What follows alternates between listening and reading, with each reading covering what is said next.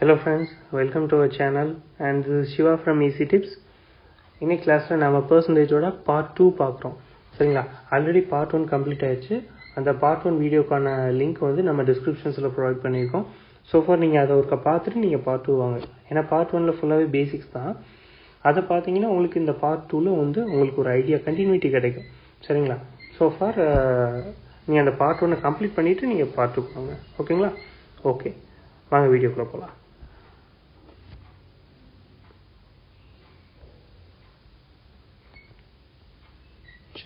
Problem 1.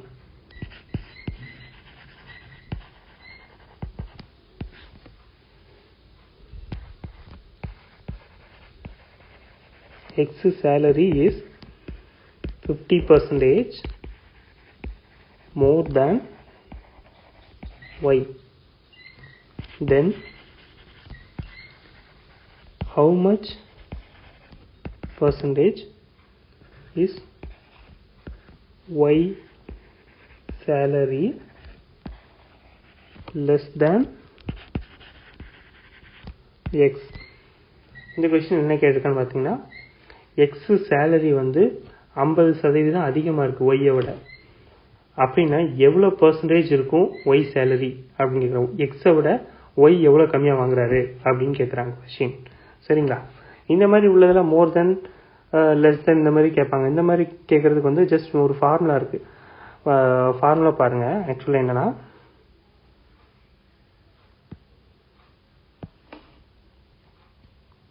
R divided by 100 plus R into 100. சரிங்களா, இதான் formula.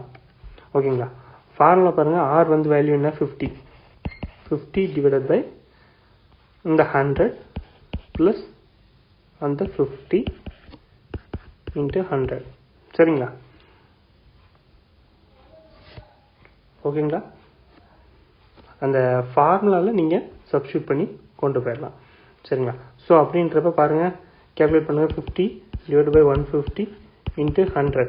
சரிங்களா, அது வந்து உங்களுக்கு நீங்கள் ஃபைனலாக டிவைட் பண்ணி ஆன்சர் கொண்டு வாங்க.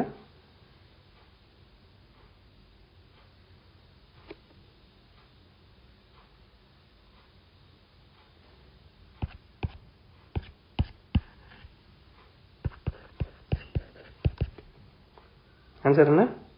33 1/3%. அவ்வளோதான். சரிங்களா, இந்த மாதிரி நீங்கள் ரொம்ப ஸ்லோவாக பண்ணிடக்கூடாது. ஃபாஸ்ட்டாக ஃபார்முலா பார்த்த உடனே நீங்கள் வேகமாக பண்ணிடணும். சரிங்களா, ஏன்னா நம்ம கொஞ்சம் ஸ்லோ பண்ணுறதுனால இப்போ டிஎன்பிசி பாயிண்ட் ஆஃப் வியூவில் நம்ம கொஞ்சம் இந்த ஓரளவுக்கு மீடியம் ஸ்பீடில் பண்ணிடலாம். இது பேங்க் எக்ஸாம் வரப்போ நம்ம ஃபிங்கர் டிப்பில் இருக்கணும். ஸோ அதுக்கு நம்ம வந்து ஒரு வீடியோ போடுவோம். எந்தெந்த கொஷின்ஸ் எவ்வளோ ஈஸியாக சால்வ் பண்ண முடியும் அப்படின்றதுக்கு வந்து நம்ம வந்து ஒரு ஈஸி ட்ரிக்ஸ் வேறு அதுக்கடுத்து போடலாம். இப்போ வந்து ஒரு சொல்யூஷன்ஸ் எல்லாமே தெரிஞ்சு வச்சுக்கோங்க. எது எப்படின்னு சொல்யூஷன் தெரிஞ்சு வச்சுட்டா நாளை பின்ன உங்களுக்கு ஃபாஸ்ட்டாக போடும்போது ஏதாவது உங்களுக்கு ப்ராப்ளம் தெரியுது அப்படின்ற பட்சத்தில் உங்களுக்கு இந்த சொல்யூஷன் கூட உங்களுக்கு யூஸ்ஃபுல்லாக இருக்கும். சரிங்களா, சரி, ஓகே. செகண்ட் ப்ராப்ளம் போகலாமா? Okay, problem 2. இது என்னது? இதுவும் அதே தான். இது வந்து டிக்ரீஸை வச்சு பார்ப்போம். பாருங்க, X salary is 50% below Y. How much Y salary above X? சரிங்களா, இப்போ இதில் என்ன கொடுத்துருக்கான் பார்த்தீங்க, எக்ஸு சேலரி 50% ஒய்யை விட கம்மியாக வாங்குறது எக்ஸு. அதே தான் இது கொஞ்சம் பிலோ. சரிங்களா, okay. How much y salary above x அப்படின்னு கேட்குறான். சரிங்களா, இப்போ இதுக்கு என்ன பண்ண போகிறீங்க, இதுக்கும் அதே சேம் ஃபார்முலா தான். ஆனால் இது பிலோ இல்லை. ஸோ பிலோ அப்படின்றப்ப அதுக்கு என்ன எப்படி ஃபார்முலா யூஸ் பண்ணுறீங்க அப்படின்னு பார்த்தீங்கன்னா, அதே மாதிரி R divided by 100 minus R into 100. சரிங்களா, இந்த இடத்துல மைனஸ் வரும். சரிங்களா, ஏன்னா பிலோ அப்படின்னு கேட்குறதுனால. ஸோ பாருங்கள், 50 divided by 100 minus 50 into 100. சரிங்களா, ஓகே. அப்போ பாருங்கள், ஆன்சர் வந்து 100. சரிங்களா, முடிஞ்சு. அவ்வளோ. இந்த மாதிரி ஃபார்முலா வந்து அவ்வளோக்கா என்ன சொல்கிறது, எல்லா கொஷின்ஸ்லையும் ஃபார்முலா இருக்காது. ஒரு சில இதில் ஃபார்முலாஸ் இருக்கும், ஒரு சில இதில் இன்டர்போலேஷன் ஈஸியாக பண்ணிடுற மாதிரி இருக்கும். ஸோ அப்படின்றப்ப உங்களுக்கு யூஸ்ஃபுல்லாக இருக்கும். சரிங்களா, இந்த மாதிரி ஃபார்முலாஸையும் ஒரு சில ஃபார்முலாஸை ஞாபகத்தில் வச்சுக்கோங்க. ஓகேங்களா, சரி, ஓகே. தேர்ட் ப்ராப்ளம் போகலாம்.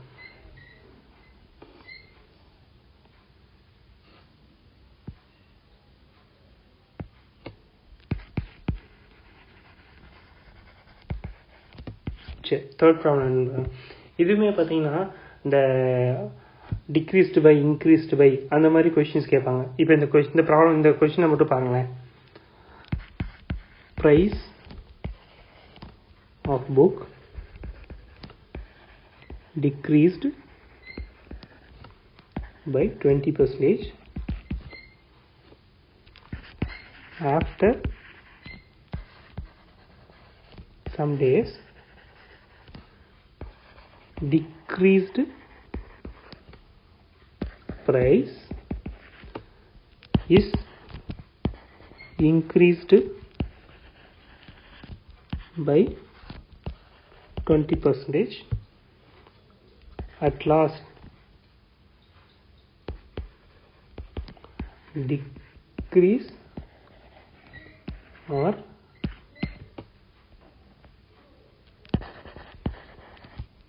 increase percentage is. சரிங்களா, இந்த கொஸ்டின்ஸில் என்ன கேட்டிருக்காங்க பாருங்க. ப்ரைஸ் ஆஃப் அ புக், ஒரு புக்கோட ப்ரைஸ் வந்து முதல்ல டிக்ரீஸ் ஆகுது 20%. சரிங்களா, டிக்ரீஸ் ஆயிடுச்சு, 20% டிக்ரீஸ் ஆயிடுச்சு. ஸோ அப்படின்றப்ப ஒரு வேல்யூ இருக்கும். அதுக்கப்புறம் என்ன பண்ணால் அந்த வேல்யூ அந்த நம்ம ஃபஸ்ட்டு டிக்ரீஸ் பண்ணியிருக்கோம்ல 20% டிக்ரீஸ் பண்ண வேல்யூவில் இருந்து ஒரு 20% இன்க்ரீஸ் ஆகுது. சரிங்களா, ஸோ இன்க்ரீஸ் ஆகினப்ப இப்போ என்ன கேட்குறேன்னா கொஸ்டின் ஃபைனலாக எவ்வளோ டிக்ரீஸ் ஆகிருக்கு இல்லை இன்க்ரீஸ் ஆகிருக்கு அப்படின்றத பர்சன்டேஜில் கேட்குறான். சரிங்களா, இப்போ இதில் என்னென்னா இதுக்கு ஒரு ஃபார்முலா, ஈஸியஸ்ட் ஃபார்முலா என்னென்னு பாருங்கள். இப்போ மற்ற ப்ராப்ளம், ஒரு சில ப்ராப்ளம் பார்த்துருப்பீங்க. 20% இதில் போகும்போது டிக்ரீஸ்டு பை 20% இருக்கும், அப்புறம் இன்க்ரீஸ்டு பை 30% அப்படின்னு இருக்கும் ஒரு சில கொஸ்டின்ஸில். சரிங்களா, ஆனால் இந்த இதில் என்ன கொடுத்துருக்கான்னு பாருங்கள். Decreased by 20% and increased by 20%. So அப்படின்றப்ப சேம் வேல்யூ 20%ன்றது சேமாக தான் இருக்குது. 20 குறைஞ்சிருக்கு, அதே 20 கூடி இருக்குது. சரிங்களா, ஸோ அப்படின்றப்ப இதுக்கு ஃபார்முலா பாருங்களேன். x² divided by 100. அவ்வளோதான். ஏன்னா சேம் வேல்யூ தானே, சேம் 20% தானே இருக்குது. ஸோ அப்படின்றப்ப எந்த ஒரு சேஞ்சஸும் இருக்காதுல்ல. இப்போ 20, 30 அப்படி கொஞ்சம் டிஃபர் ஆகி வந்துச்சு அப்படின்னா அந்த ஃபார்முலா யூஸ் பண்ண முடியாது. சரிங்களா, இப்போ இதுக்கு ஃபார்முலா பாருங்கள். x² divide by 100. ஏன்னா சேம் 20% இருக்கிறதுனால. சரிங்களா, இப்போ பாருங்கள் 20 × 20 டிவைட் பை 100. ஆன்சர் வந்து 4. சரிங்களா, அவ்வளோ. இந்த மாதிரி ஒரு சில ப்ராப்ளம்ஸ் ஈஸியாக தான் இருக்கும். நீங்கள் கொஸ்டின்ஸை வந்து நீங்கள் அதுக்கேற்றால படிச்சிட்டிங்கன்னு வச்சுக்கோங்க, டெஃபினட்டாக உங்களுக்கு அந்த ப்ராப்ளம் ஈஸியாக புரிஞ்சிடும். கொஸ்டினை பேஸ் பண்ணி தான் நீங்கள் வந்து ப்ராப்ளமே போடுறோம். இப்போ வந்து ஆப்டிடியூட் வருது இல்லை, ஆப்டிடியூட்ஸில் மெயினாக பார்த்தீங்கன்னா நீங்கள் வந்து கொஸ்டின்ஸ் அப்சர்வேஷன் தான் ரொம்ப முக்கியம். சரிங்களா, கொஸ்டின்ஸை நீங்கள் எவ்வளோ தூரம் அப்சர்வ் பண்ணுறீங்க அப்படின்றத வச்சு தான் உங்களுடைய ஆன்சர்ஸ் அதில் இருக்குது. சரிங்களா, ஓகே. இப்போ அடுத்து ஒரு மாடல் போகலாம். சரிங்களா, ஓகே.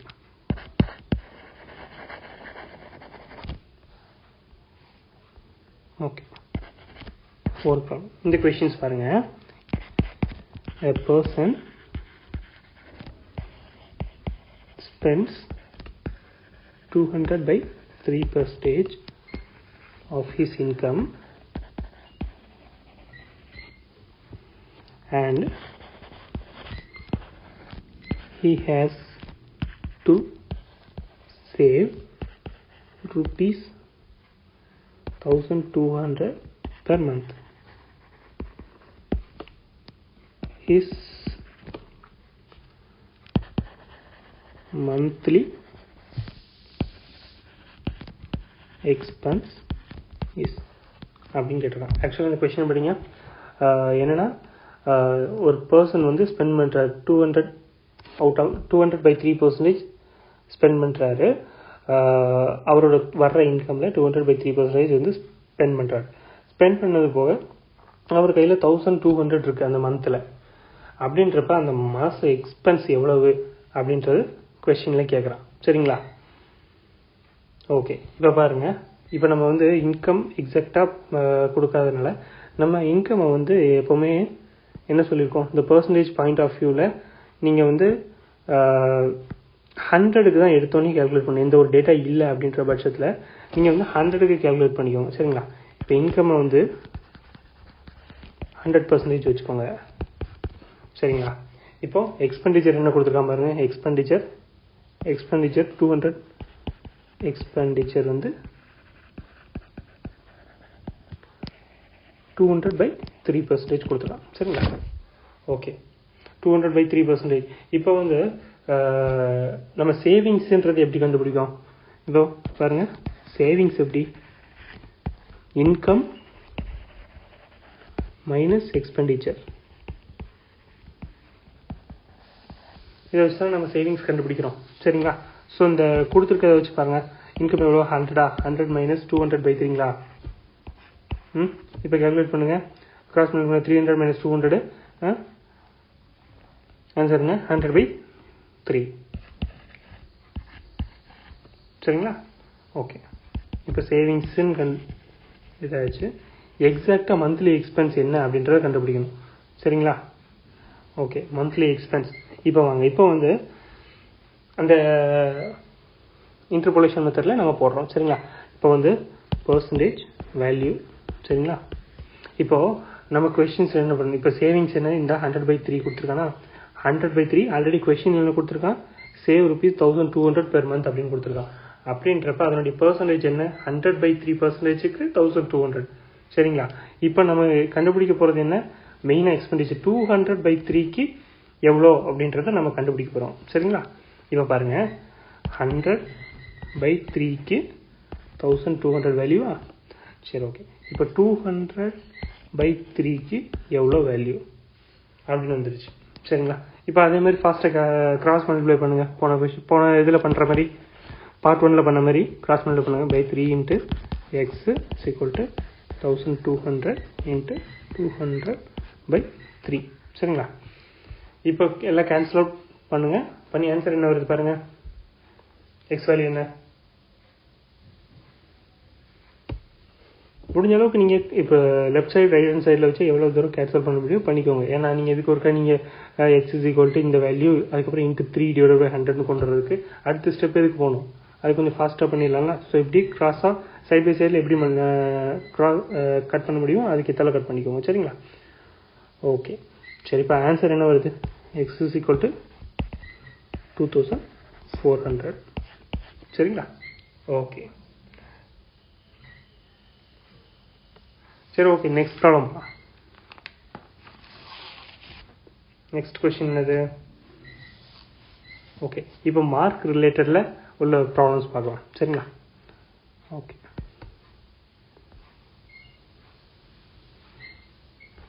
இது வந்து ஜஸ்ட் உங்களுக்கு ஒரு சொல்யூஷன்ஸ் தான்.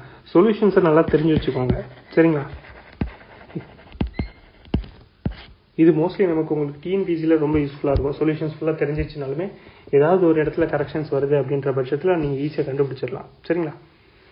ஓகே, சரி. இப்போ ப்ராப்ளம் 5 பார்க்குறீங்களா? இந்த கொஸ்டின் பாருங்கள். மகேஷ்